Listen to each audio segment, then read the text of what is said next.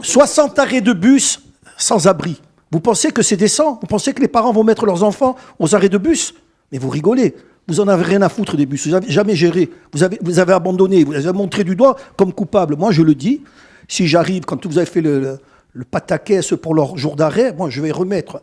Dès qu'un salarié est en arrêt, il aura son indemnité payée. Il ne sera pas privé de ses indemnités de maladie. Par contre, celui qui n'est pas en maladie, celui qui est en maladie qui va ailleurs, lui, il aura à rendre des comptes à la société.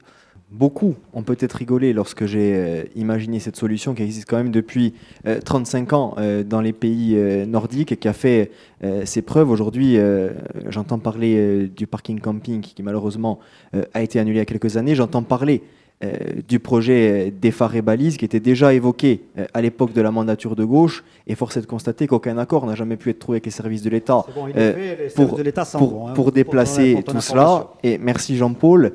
Mais au-delà de tout ça, je pense qu'il faut coupler les deux solutions. Il faut de l'offre de stationnement en dehors de la ville avec des mobilités qui fonctionnent et qui soient efficientes pour répondre sur la question des bus. Et il faut également du stationnement en hyper-centre-ville. Aujourd'hui, si les gens ne viennent plus faire leurs courses en centre-ville et privilégient les grandes surfaces de Baléone, c'est parce qu'on ne peut plus rentrer dans la ville d'Ajaccio en moins de 20 minutes. Ça n'existe pas. Et pour finir, si vous permettez, revenir sur la question de la SPL et des bus, je dirais simplement qu'aujourd'hui, cette société publique, elle a tous les symptômes d'une entreprise qui va mal. Si on transposait sa situation à une entreprise privée, elle aurait déjà fermé depuis longtemps. Et je pense que bien souvent, il y a un gros problème managérial, il y a un problème de pilotage, de direction politique. Et je pense qu'aujourd'hui, il faut stopper la gabegie financière qui est à l'œuvre depuis des années en matière de transport. Et il faut avoir des choix forts en matière de mobilité, d'organisation du service public, mais surtout de service à la population. Moi, ce qui m'intéresse, c'est pas tant qui est coupable, mais quels sont les résultats. Quand vous montez au Jardin de l'Empereur, ce qu'on vous explique, c'est que l'après-midi, ils avaient une navette, ils n'en ont plus. Ils sont coincés. Il y a des personnes qui n'ont pas de voiture, par exemple, parce qu'ils n'ont pas les moyens d'acheter un véhicule. Il y a des personnes qui sont des personnes âgées isolées. Et il y a aussi tout un pan de la population qui est complètement enfermé. Je prends l'exemple des Jardins de l'Empereur parce qu'il me semble que c'est quand même le plus éclairant. Il y a sans doute Castellucci aussi, qui a simplement un bus toutes les heures. Il y a des populations qui sont oubliées. Et pour moi, tout doit être social. Moi, je crois qu'il faut sortir de l'idée du tout voiture parce qu'il faut se moderniser. Absolument. Et si on commence à faire des stationnements de partout, on va remplir les places de stationnement. L'idée, c'est que les gens puissent circuler et les commerçants ne fonctionneront pas mieux parce qu'il y a des parkings de partout autour de tous les commerces. Nous avons mis en place des navettes avec le service du CIAS à la demande que nous allons développer parce qu'effectivement il y a ces situations notamment de personnes vivant seules qui ont besoin effectivement d'une réponse on va dire à la carte. Ça suffit pas.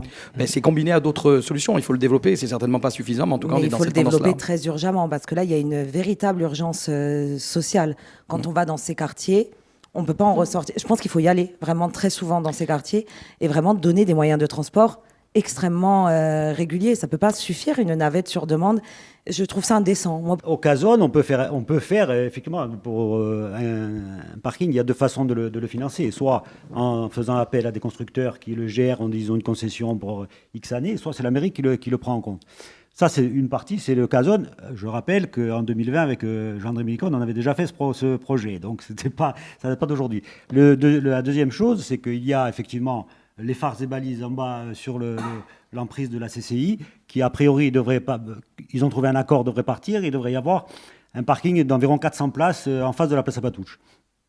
L'autre possibilité, et ça on en a parlé avec la CDC, ça serait que sur l'emprise de la gare, les bâtiments qui servent à l'entretien des trains soient déplacés sur Mezzane et qu'à ce niveau-là, on puisse faire aussi 400 places qui concerneraient tout le centre-ville. Ce qu'on est en train de parler là, c'est des sparadraps, des bouts de ficelle. Moi, j'arrive, je fais un plan de déplacement urbain, je veux voir tout ça dans sa globalité. Comme on arrive, parce que moi je veux bien, comme on dit, on va faire des parkings à l'extérieur de la ville. C'est 10 000 personnes. La ville, c'est 78 000. C'est plutôt l'inverse, à mon avis. Les gens, ils ont besoin de parking en ville. Ils n'ont pas besoin d'aller se garer à l'extérieur pour rentrer en ville. Donc, là-dessus, nous, on a déjà travaillé sur la position de faire 3 parkings en ville. Sur le financement, j'ai annoncé que je voulais faire 300 places dont 150 à la vente pour pouvoir financer l'ouvrage et 150 qui seraient restitués gratuitement aux citoyens.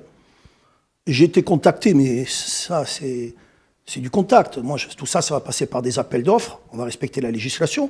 Il y a déjà 2 promoteurs qui m'ont fait savoir qu'eux, ils ne voulaient pas en faire 300, ils voulaient en faire 400 et en restituer 200 à la ville, gratuit.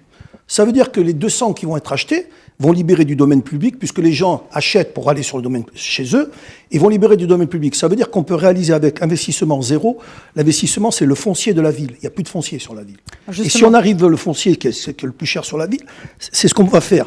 C'est la même chose à Saint-Jean, où encore un promoteur est venu encore me voir et discuter. Il est intéressé. Lui, nous, on proposait 200 places sous l'école de Saint-Jean. Il nous dit, non, moi, j'ai du terrain à côté. Si vous êtes d'accord, on en fait 300.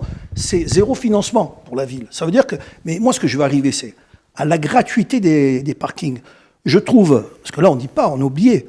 Il y a 6 mois, il y avait un plan d'horodateur avenue Kennedy. Saline. On vient chez ceux qui n'ont plus rien, leur faire les poches. On dit, comme ça, on va faire du turnover. Vous allez faire du turnover chez ceux qui n'ont plus rien. Allez, c'est pas votre idée, on l'a compris. Mais non, vous me non, tendez la perche avec ça veut dire que ça, ces horodateurs, ils ont été achetés, ils sont stockés au garage. Ça veut dire que ce plan-là, c'est pas un plan B, c'est un plan A. Quand la mairie, si elle passe, elle va revenir avec ses horodateurs, elle va mettre les horodateurs dans les quartiers les plus populaires.